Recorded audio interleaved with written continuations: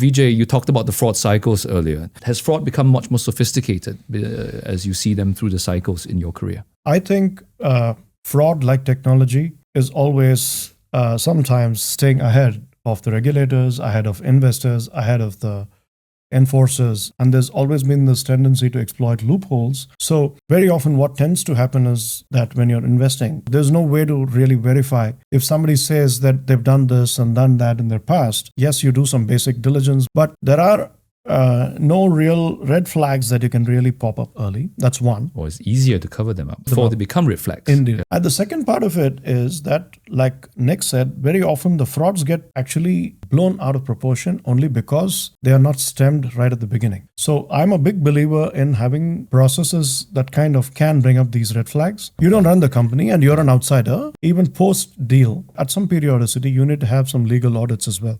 There is a financial audit happening every year by law, but you could stem some of the red flags and preempt some of these red flags if you had a legal audit, say twice a year, and that nobody thinks they need because they're saying, hey, we are now in the company. We are supposed to understand everything that happens.